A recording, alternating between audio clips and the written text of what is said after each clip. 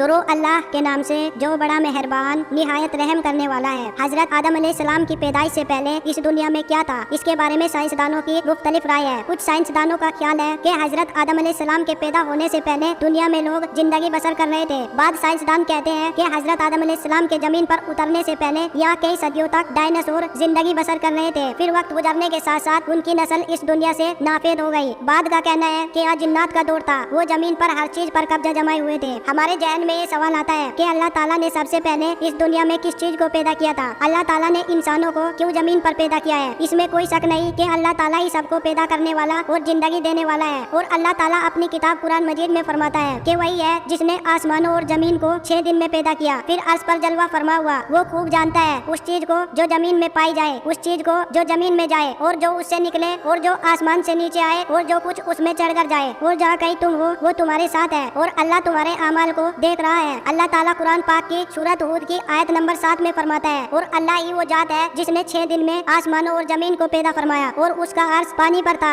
امام احمد بن حنبل بیان کرتے ہیں کہ نبی اکرم صلی اللہ علیہ وسلم سے کسی صحابی نے عرض کی، اے اللہ کے پیارے محبوب، آسمانوں اور زمین کو پیدا کرنے سے پہلے اس دنیا میں کیا تھا؟ نبی کریم صلی اللہ علیہ وسلم نے فرمایا، اللہ تعالیٰ کے علاوہ کچھ بھی نہ تھا، یہ سب کچھ اللہ تعالیٰ نے بعد میں بنایا ہے۔ اس وقت نہ ہوا تھی نہ پانی، یعنی کہ اللہ تعالیٰ کے سوا کچھ نہ تھا، پھر اللہ تعالیٰ نے پانی پر اپنا عرش بنایا، اس وقت ہی مخلوق کی ابتدا ہوئی۔ امام ابو داؤد، امام ترمذی، امام احمد اور بے شمار محدثین روایات کے ذریعے ہمیں بتایا ہے کہ نبی کریم کا فرمان ہے کہ بلا شبہ خدا نے سب کچھ بنانے سے پہلے قلم کو بنایا، پھر خدا نے قلم کو حکم دیا کہ لکھ، پھر قلم اللہ تعالیٰ کے حکم سے اس طرح چلا جس نے قیامت تک ہر چیز لکھ دی، جو پیدا ہونا تھا، مرنا تھا، یا پھر ہر کسی کے ساتھ جو کچھ ہونا تھا، یہ سب کچھ لکھ دیا۔ اس کے بعد اللہ تعالیٰ کے سوا کسی کو علم نہیں ہے، بس اللہ تعالیٰ کی ذات ہی جانتی ہے کہ کس کے ساتھ کیا ہونا ہے، کس کو کتنا رزق ملنا ہے۔ اس طرح سب کچھ اللہ تعالیٰ کے حکم کے مطابق قلم نے لوح محفوظ پر سب کچھ لکھ دیا۔ بخاری شریف میں ہے کہ ایک بار یمن کے کچھ لوگ نبی کریم کے پاس آئے، انہوں نے کہا کہ اے اللہ تعالیٰ کے سچے اور آخری نبی، ہم سب لوگ آپ کے پاس دین اسلام کو سمجھنے کے لیے آئے ہیں، ہم لوگ آپ کے پاس دین اسلام کو سمجھنے کے لیے آئے ہیں۔ سب لوگوں کا یہ سوال ہے کہ اللہ تعالیٰ نے سب سے پہلے کس چیز کی تخلیق فرمائی؟ نبی کریم نے اس وفد کو فرمایا کہ اللہ تعالیٰ کے سوا کچھ نہ تھا، اللہ تعالیٰ نے پانی پر اپنا عرش بنایا، پھر قلم کو بنایا، پھر قلم کو حکم دیا کہ لوح محفوظ پر سب کچھ لکھ دے۔ قلم نے اللہ کے حکم سے لوح محفوظ پر سب کچھ لکھ دیا۔ قلم نے اجل سے لے کر ابد تک لوح محفوظ پر سب کچھ لکھ دیا۔ علماء اکرام بیان کرتے ہیں کہ اللہ تعالیٰ نے قلم کو بنانے کے بعد لوح محفوظ کو بنایا، اور اللہ تعالیٰ کے حکم سے قلم نے لوح محفوظ پر سب کچھ درج کر دیا۔ ان کے بعد زمین و آسمان کو اللہ تعالیٰ نے پیدا فرمایا۔ اللہ تعالیٰ کی پیدا کی گئی چیزوں کی ترتیب کچھ یوں ہے۔ مسلم شریف میں کچھ اس طرح بیان کیا گیا ہے کہ حضرت ابو ہریرہ سے مروی ہے کہ حضرت محمد صلی اللہ علیہ وسلم نے میرا ہاتھ پکڑا اور ارشاد فرمایا کہ اللہ تعالیٰ نے ہفتے کے روز مٹی کو بنایا، اتوار کو پہاڑ اور زمین، پیر کو درخت پیدا فرمائے، منگل کو اللہ تعالیٰ نے مشکلات، بیماریاں اور بہت قسم کی تکلیف کو پیدا فرمایا، اللہ تعالیٰ نے نور کو بدھ کے دن تخلیق فرمایا، جمعرات کے دن اللہ تعالیٰ نے جانوروں، چرند پرند کو پیدا فرمایا، پھر اللہ تعالیٰ نے جمعے کو عصر سے لے کر رات ہونے تک کے درمیانی وقفہ میں حضرت آدم علیہ السلام کو پیدا فرمایا۔ اللہ تعالیٰ نے سب کچھ پیدا کرنے کے بعد سب سے آخر میں انسان کو پیدا کیا، یعنی کہ حضرت آدم علیہ السلام کو پیدا فرمایا۔ حضرت آدم علیہ السلام انسانی مخلوق میں سے سب کے باپ ہے۔ اللہ تعالیٰ نے انسانوں سے پہلے جنوں اور فرشتوں کو پیدا فرما دیا تھا۔ ان کی ترتیب کچھ یوں ہے کہ اللہ تعالیٰ نے سب سے پہلے فرشتوں کو، پھر جنوں کو، پھر انسانوں کو پیدا فرمایا۔ اللہ تعالیٰ نے فرشتوں کو آسمانی مخلوق ہی بنایا ہے۔ قرآن پاک کی سورہ شورى میں اللہ تعالیٰ کا ارشاد ہے کہ قریب ہے کہ آسمان اپنے اوپر سے پھٹ پڑے اور تمام فرشتے اپنے رب کی تسبیح اور تمجید بیان کر رہے ہیں اور زمین والوں کے لیے استغفار کر رہے ہیں۔ خبردار، اللہ تعالیٰ معاف کرنے والا اور رحم کرنے والا ہے۔ حدیث مسلم شریف میں بیان کیا گیا ہے کہ حضرت عائشہ رضی اللہ تعالیٰ عنہا سے مروی ہے کہ حضرت محمد صلی اللہ علیہ وسلم نے ارشاد فرمایا کہ اللہ تبارک و تعالیٰ نے فرشتوں کو نور، جنوں کو آگ اور حضرت آدم علیہ السلام کو مٹی سے پیدا کیا۔ اللہ تعالیٰ نے فرشتوں کو، پھر جنوں کو،